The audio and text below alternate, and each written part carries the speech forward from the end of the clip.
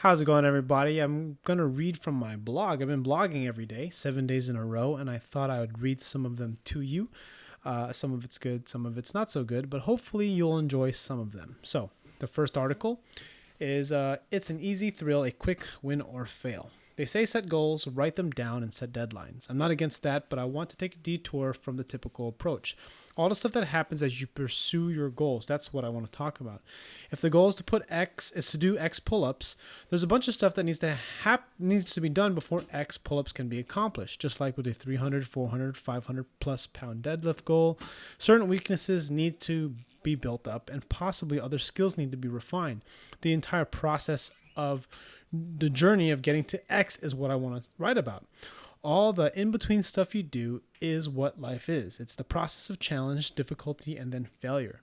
Then maybe success, and then failure again. In many ways, the process feels like gambling where you bet on red on the roulette table. The dealer releases the ball, and with excitement and apprehension, you watch the ball bounce around the wheel.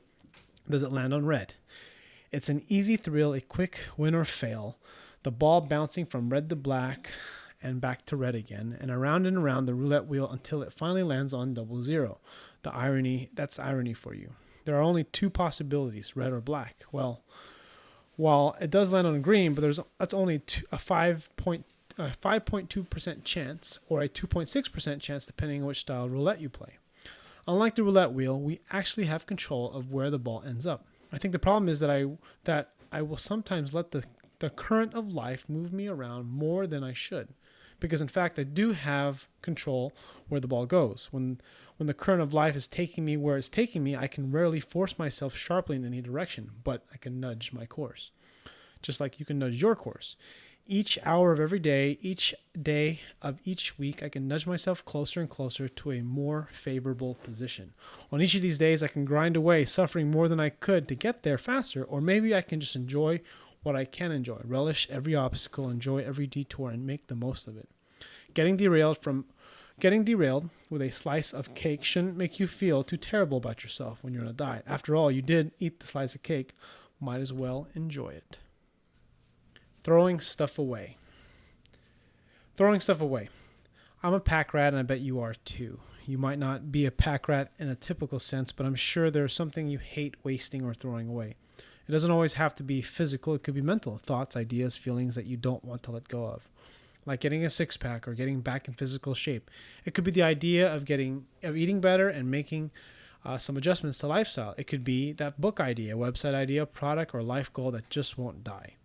I have this terrible habit of keeping all technology around. I have this stack of DVDs and CDRs, Xbox games, family videos, music CDs, and burned movies. Legal backups, of course.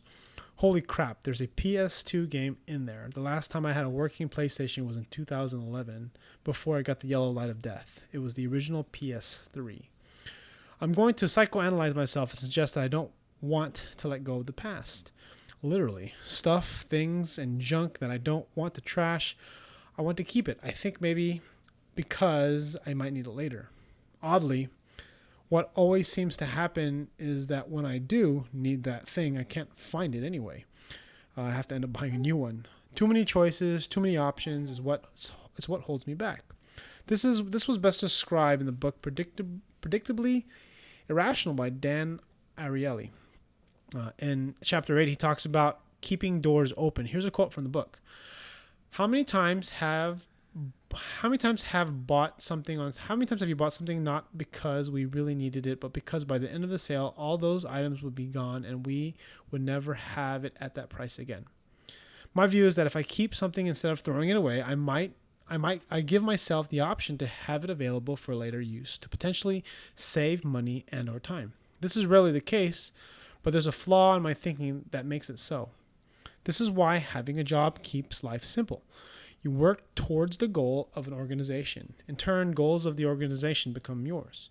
If you own a business or work in a business within a business, like me, the goals of your clients become your goals. This is why we need work and passion projects. They almost always require other people. The people we care about in our lives keeps us focused on what's important. Without these people, life would have little meaning. Throwing stuff away, not letting go, staying focused, keeping options open, and setting goals. Yeah, I'm pretty much all over the place. So what's the moral of this blog post? If your goals are important enough, fitness, business, life, you'll clear the clutter, throw away and eliminate options, and stay focused on what's important, I think. Attitude, anger, and bitterness. I love humor, but I like sarcastic humor, an almost demeaning kind of humor, the type of joking that pisses off my wife. This is how I pre-qualify my close friends. If you can stand me, then it proves to me that you want to be around. Of course, this isn't the type of manners that can be used in most business situations. I'm a sarcastic cynic that tends to be negative. It's terrible, I know. But that's the whole idea behind writing this blog post. I'm attempting to change. Of course, not change into something that I'm not, but more so to be someone that sees the best in people without being bitter and angry. It is my belief that most people that have a negative attitude are holding a grudge of resentment towards something not going the way it should in their life. A type of jealousy, maybe. Super positive people that I don't really know get on my nerves, and I think they get on my nerves because I'm bitter and angry about not being as happy as them. I quietly justify it to myself by claiming that I'm a realist and I'm pragmatic. In truth, I'm just bitter. A lot of what I'm writing here would be hard for me to say aloud. I guess that's the magic of writing. Written words have a different effect than the spoken word because I'm writing, typing. There's a more feeling because I'm using my body. I'm being kinesthetic. No matter how crappy my attitude might seem, people who really know me know that I'm coming from a good place. In truth, I really think I act the way I do to keep people at arm's length. But let's get back to this positive attitude thing. Seeing the best in people allows you to see the best in yourself. I didn't understand this till recently. A positive attitude is nothing more than a positive outlook of how things could be. This is what makes sports so simple for a lot of athletes, having a winning attitude so that you win the game by defeating the other team. At the highest level of competition, most of the battle occurs in solitude.